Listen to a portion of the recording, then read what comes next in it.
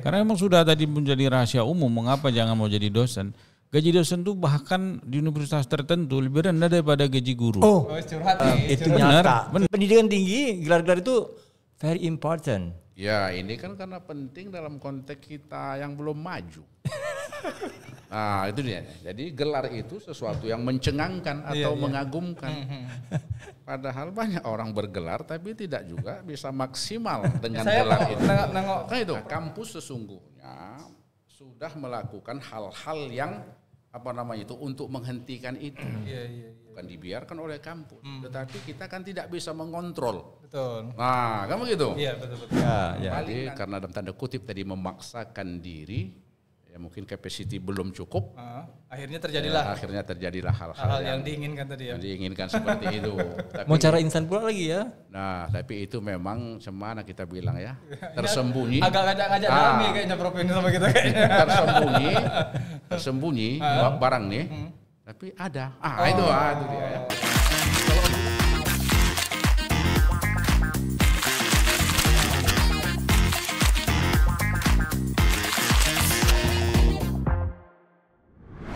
Ya, jalan-jalan ke Tanah Delhi sungguh indah tempat tamasya. Kembali lagi bersama kami, bersama Zen dan Ian Juna. Untung bukan pantun 2 kerat ya. Ada yang bertambahkan? Tak ada. Ya, sore hari ini sebagaimana biasa kita kembali hadir di 2 hari yang menegangkan ya, Kamis dan Jumat, dan Jumat ini kita berdiskusi seperti biasa. Ya ini perlu kami sampaikan. Ini kita tetap ya setiap hari Jumat kita SCR ya. SCR kalau kemarin. Asyair. Nah, setelah bintang tamu yang kemarin ya. Ya kalau sebelum kita memperkenalkan 2 narasumber hebat kita pada sore hari ini, ada baiknya kita buka dulu. Apa sih sebenarnya tema sore hari ini? Make sure dulu ya. Oke. Oh ini dia. Tertutupnya jendela pendidikan. Tepuk tangan apa ya? Gak apa-apa. Tadi mikirnya kirain hati aja loh yang tertutup ya. Ternyata dunia pendidikan juga tertutup ya. Serius ya? Masalahnya kita cari tukang jendelanya nih yang enggak bayar. Atau kita mau nyari kuncinya? Boleh jadi. Baik, kita sapa dulu 2 narasumber hebat kita. Ada Prof. Kita lihat di sana ya. Ada Profesor Dr. Haji Ansari Yamamah MA. Assalamualaikum Prof. Assalamualaikum warahmatullahi wabarakatuh. Dan di sebelahnya ada Ustadz Tommy Abdillah STMT. Iya. Assalamualaikum Ustadz. Waalaikumsalam. Assalamualaikum Ustadz Tommy. Kenapa angkat tema ini? Kebetulan memang kemarin kita mendapatkan informasi tentang sebuah tulisan yang membahas tentang joki di kampus. Nah, joki di kampus ini berkenaan dengan. Biasanya joki itu kan kayak kuda ya? Iya. Joki di kampus ini berkenaan dengan masalah status guru besar pula ya, jadi permasalahan. Kalau mahasiswa udah biasa. Ya, kalau mahasiswa udah biasa, dan ini terjadi di daerah Banjarmasin. Oh, bukan temannya Prof lah kok gitu. Jauh. Ya, gimana Om tentang fenomena, tapi sebenarnya ini bukan hal yang baru ya, tentang fenomena joki-joki. Kalau kemarin kita bicara tadi seperti yang sampaikan sama Jen kan biasa mahasiswa. Ini udah sampai ke level guru besar. Artinya memang sama cara kerjanya meminta orang lain untuk mengerjakan. Pertanyaannya basa-basi kali. Nanyanya gini aja. Sama ini. Tanyanya ini kita sahkan menjadi rahasia umum atau rahasia pribadi gitu aja. Mungkin itu, silakan Prof. Silakan Om. Tentu banyak hal yang kalau kita berbicara persoalan pendidikan, ini banyak hal yang dibincangkan sesungguhnya ya.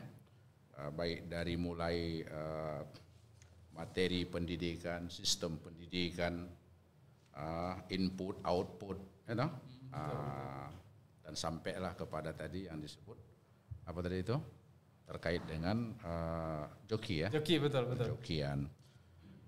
Ya memang kalau kita melihat ini kan sudah dibahas umum ya. Jadi bukan rahasia lagi ya. Rahasia umum lah kita bilang ya. Umum sudah dipublish di media ya. Nah, jadi sudah konsumsi umum ya.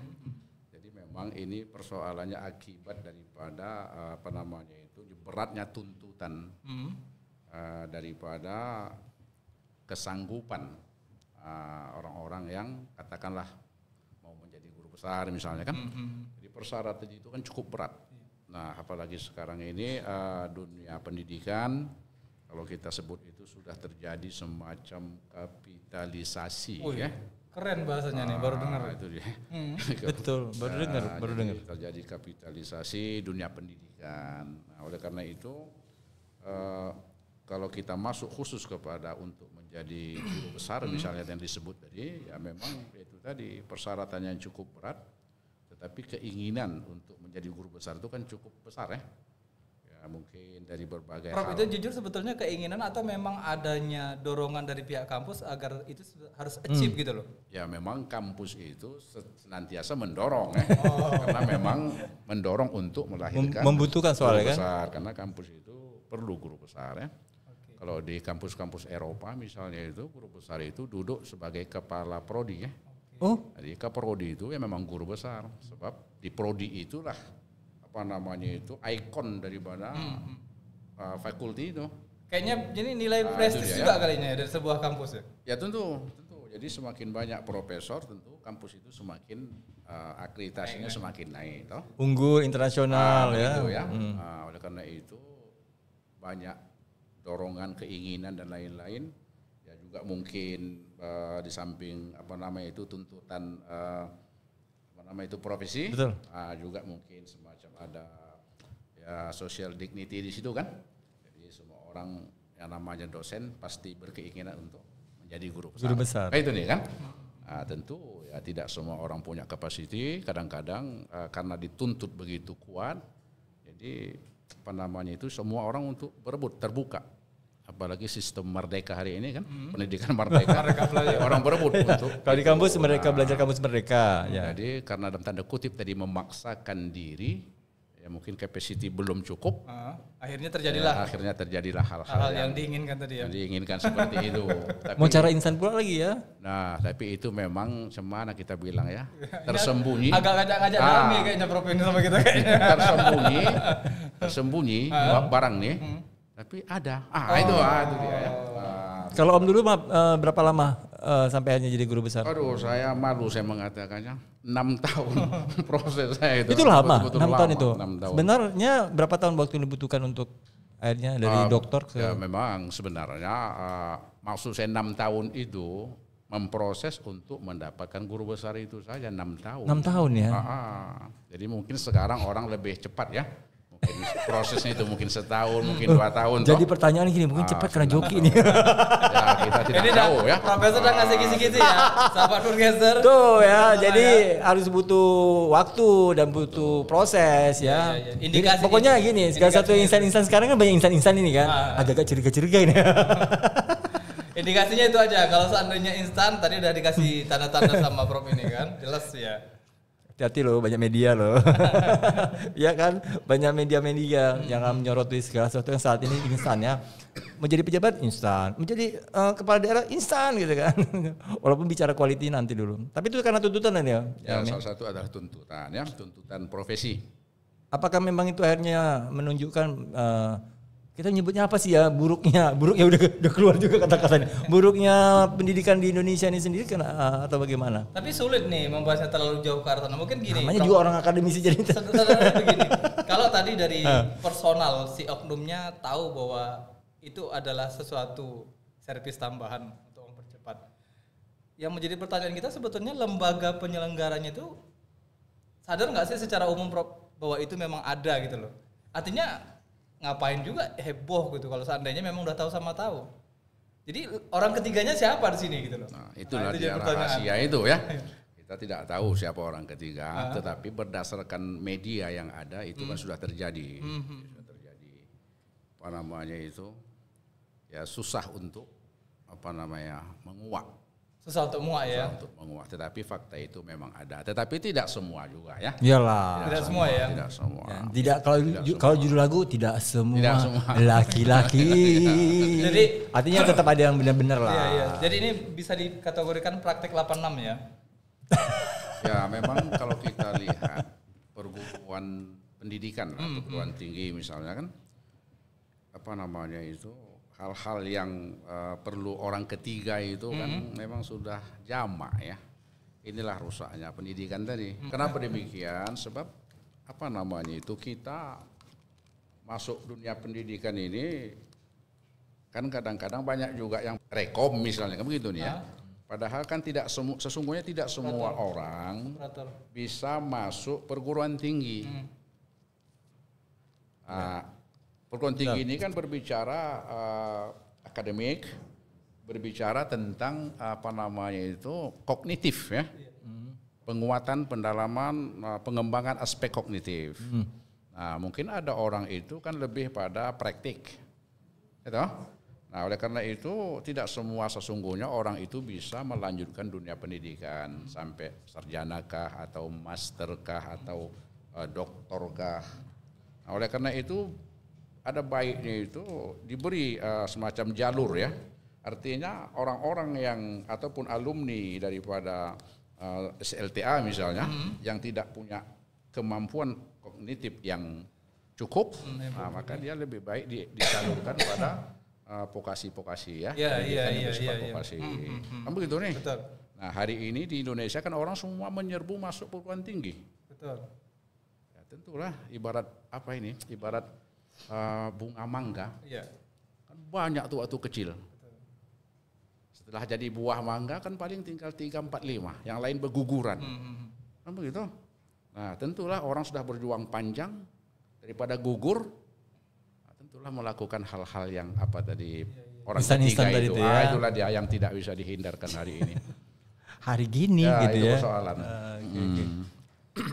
Dan ini dari yang kalau misalnya perhatikan dari dulu atau fenomena ini dari dulu atau karena sejak kapan merasa agak lebih vulgar dia? Kalau yang beginian ini udah lama juga ya. Cuman baru terpublis kan. Tapi akhir-akhir ini baru. karena kecanggihan sosial media ya. Itu dia. Banyak praktek-praktek begini banyak. Banyak ya. Tahun 80-an itu sudah ada itu. Katakanlah mahasiswa yang menggunakan orang ketiga untuk menyiapkan skripsi dan lain-lain. Betul. Nah, kampus sesungguhnya sudah melakukan hal-hal yang apa namanya itu untuk menghentikan itu. Bukan dibiarkan oleh kampus, tetapi kita kan tidak bisa mengontrol. Betul. Nah, kan begitu? Iya, betul. Nah, paling nanti tahu ketika dia ujian skripsi misalnya. Diuji ya. Ketika diuji, disitulah barangkali muncul indikasi-indikasi bahwa dia memerlukan menggunakan pihak ketiga dalam menyelesaikan pekerjaan akhir itu. Ya. Itulah dia. Baik, Prof. Oke, ini sebagai pembuka dari kita, mungkin kami ingin mengulas lebih dalam tentang pembahasan ini, bisa dibantu mungkin dengan pengantar video dari tim operator. Silakan. Video ini untuk teman-teman yang masih kuliah, yang masih sekolah, dengarkan dan save video ini baik-baik. Jadi beberapa waktu yang lalu, saya itu dikontak oleh salah satu provider atau platform perjokian tugas online. Platform tersebut meminta saya untuk mengendorse program mereka, perjokian tersebut, di akun media sosial saya. Well, tentu saja saya tolak mentah-mentah ajakan tersebut, walaupun nilainya cukup besar, tapi bukan itu poinnya. Yang jadi permasalahan adalah, kenapa budaya joki itu masih ada di Indonesia? Saya mengadakan story kecil-kecilan di Instastory saya beberapa waktu yang lalu, dan saya cukup terkejut, ternyata banyak pengguna dari joki tersebut justru anak S1 untuk mengerjakan tugas-tugasnya. Bayangkan S1 dan tugas-tugasnya. Saya sudah banyak mendengar lah kasus mengenai perjokian di dunia disertasi atau S3, tapi mengenai S1, saya cukup miris sekali ya bagaimana anak S1 sekarang tidak bisa mengerjakan tugas-tugasnya, atau bahkan tidak mau mengerjakan tugas-tugasnya. Untuk teman-teman yang masih kuliah, dengarkan baik-baik. Pertama, teman-teman harus membedakan apa itu study, apa itu learning. Study itu outputnya adalah IPK, nilai. Learning outputnya adalah behavior, sikap, proses. Dalam hal study, mungkin nilai kita tinggi, IPK kita bagus. Tapi dalam hal learning, outputnya adalah sikap, mentality. Kita mungkin tinggi di sini, tapi kita bisa jadi rendah di sini. And you know what? Dalam bekerja, learning lebih banyak dipakai ketimbang hasil study. So, untuk teman-teman yang sekarang masih berjoki, baik itu yang menggunakan jasa joki atau yang bekerja sebagai joki untuk membantu pekerjaan teman-teman lainnya, stop doing that. Please stop doing that. Tentu kita nggak pengen anak muda Indonesia terperangkap dalam educated unemployment, pintar, tapi tidak memiliki mentality atau sikap yang bagus dalam bekerja. Buat teman-teman yang punya story tentang perjokian, tulis di kolom komentar. Baik, tadi kita sudah melihat video. ini kilas balik sebagai seorang mahasiswa lah ya ceritanya ya. S1 ke S2 atau menyelesaikan S1-nya kali? Menyelesaikan S1. Menyelesaikan S1 ya. Baik, mungkin untuk menghangatkan pembicaraan ini, walaupun Ustadz Tommy udah mulai kita freeze sedikit-sedikit ya. Kita coba lihat dan baca dulu komentarnya, nanti mungkin bisa disambut juga dengan Ustadz Tommy. Boleh ditampilkan salah satu komentar dari video tadi? Oke, saya baca-baca dulu. Saya punya kenalan. Dia pintar banget, terutama MTK. matematika, maksudnya itu kali ya. But dia dari keluarga yang ekonominya kurang, so dia jadi joki buat bisa bantu memenuhi kebutuhannya. Ini dia orang apa nih sebenarnya? Malaysia apa sebenarnya? Terus said but true. Saya banyak mendengar cerita kayak gini. Moga temannya dapat rezeki dari ini komentar. Nah, oke. Boleh mungkin dikomentari mungkin dari Ustadz Tommy juga sebagai saya tadi bahasanya kurang clear saya mendengarnya. Intinya dia karena jadi joki, karena dia susah. Iya. Jadi memang saya katakan tadi termasuk Pak Prof sampaikan, sistem pendidikan kita ini kompleks. Ya mulai dari kemiskinan ya sampai ada istilah dilarang orang miskin untuk sekolah, untuk kuliah, karena memang dimanapun yang namanya swasta pasti mengutip SPP atau UKT yang lumayan begitu kan, karena dari sanalah mereka bisa menjalankan operasional kampus termasuk kami begitu. Nah dari lemahnya ekonomi tadi menjadi benang kusut ya sistem pendidikan itu sendiri, karena dia non job ada kerjaan ya why not begitu, maka dikerjakan. Nah ini ditambah lagi si mahasiswa itu orang yang super sibuk. Begitu kita pun kalau meja hijau, saya juga penguji, besok pun kita ada sidang skripsi di kampus, mengetahui seperti Pak Prof sampaikan tadi, apakah benar itu hasil karya dia atau memang pesanan dari orang lain begitu. Dia tidak menguasai apa yang dia teliti begitu. Aneh ya. Ya, nah itu kan menjadi masalah. Kenapa? Bisa jadi karena memang kualitas tadi mahasiswanya, kedua kesibukannya, bisa dia juga bekerja sehingga dia tak punya waktu. Begitu. Yang tambah tadi orientasi pendidikan kita itu tadi yang disampaikan bukan sampai learning, smart study aja untuk menyapai output, ada ijazah, ada gelar, bukan kepada behavior. Kalau dalam Islam mungkin saksiyah Islam ya. Ke soft skill ya? Iya, saksiyah Islam itu kan untuk pendidikan Islam ada akliyah Islamiyah dan nafsiyah Islamiyah. Itu memiliki pola pikir dan pola sikap Islam. Itu outputnya bukan hanya sebatas transfer of knowledge, dia mengetahui ilmu pengetahuan, dia dapat, kemudian ya tidak diamalkan begitu, dan tadi behaviornya pun jauh dari nilai-nilai keilmuan. Baik. Jadi memang kompleks masalahnya, Pak Zain. Baik. Oke, mungkin kita mau bacakan komentar kedua, betul? Silakan. Bener sih, katingku yang selebgram terkenal nggak pernah masuk kuliah, jadi dia dijokiin dari awal semester sampai skripsinya juga. Tapi kalau up IG, maksudnya ini bahasa anak-anak zaman now ya. Kadang disingkat, kita mah udah masuk generasi bukan now, jadi kadang ini maksudnya apa ya gitu ya. Iya, berarti kan fenomenanya sebenarnya secara umum mahasiswa itu sendiri sebagai orang yang berkompetisi di kampus, faktanya juga sebetulnya udah sama-sama tahu nih. Iya. Ini mungkin dari Prof silahkan komentar, kira-kira apa nih? Sama nih case yang ada dikasih punishment atau nggak sih mereka? Ya sebenarnya sebagaimana saya katakan tadi, tidak harus semua generasi ini masuk university. Itu yang penting. Ulangi lagi Prof, ada kamera Prof. Ada penegasan. Tolong ya nanti dijadikan ini sesuatu statement. Tidak semua alumni tidak harus semua ya. Tidak harus semua itu masuk university. Oke. Karena university ini kan akan melahirkan pemikir. Betul. Jalur akademisinya. Tapi tuntutan di Indonesia ya pendidikan tinggi, gelar-gelar itu very important. Ya ini kan karena penting dalam konteks kita yang belum maju. Nah itu dia. Jadi gelar itu sesuatu yang mencengangkan atau mengagumkan. Padahal banyak orang bergelar tapi tidak juga bisa maksimal dengan Saya gelar kok itu. nengok Nah, itu. Prof ini ngomongnya ingat saya tentang Haji Torik yang umur 2 bulan itu kayaknya ya. Harus dapat gelar haji ya. Jadi tidak semua toh. Jadi non garansi ya, gak ada Ah, garansi non apapun garansi. udah walaupun udah title-nya banyak itu jadi Makanya banyak pengangguran terdidik sekarang istilahnya itu toh. Nah, Pengangguran intelektual ya. Jadi kalau tadi dibuat sebuah jalur khusus bagi mereka yang barangkali tidak punya capacity lah untuk menjadi seorang pemikir, Iya. intelektual, sarjana, maka dia lebih bagus masuk program-program yang bersifat Vokasi tadi ya. vokasi tadi, apakah diploma 1K, 2K. Nah ini yang perlu ini sesungguhnya. diperbanyak secara masif. Nah vokasional ini yang perlu. Sebab mereka kuliah bisa langsung bekerja. Dan negara yang sedang berkembang membutuhkan itu ya, Itu tenaga-tenaga dia, ahli ya. terampil, tenaga kerja itu. Nah itu lebih bagus sesungguhnya. Jadi kalau semua orang berebut masuk university, sementara daya tampung dalam konteks sosial, lapangan pekerjaan dan lainnya kan overload ini. Banyak yang nampung. Overload. Prof. Nah, ini persoalannya. Yang Sebenarnya- nampung banyak. sebenar- Ojek online banyak yang nampung. Sebenarnya ya, baru ke situ. Sebenarnya setuju, tapi lebih setuju lagi karena memang tuntutan dunia pekerjaannya sendiri meminta tamatan itu ya memang ya harus minimal S1. Kayak seperti di S1 nggak dihargai sekali ya, nggak dihargai sekali kita ya. kan kemarin udah bahas bagaimana besarnya S1 tapi dunia kerja juga nggak sanggup menampung Ya, mereka. karena overload ya. Overload. Kali Nah, waktunya itu ya. dia, overload.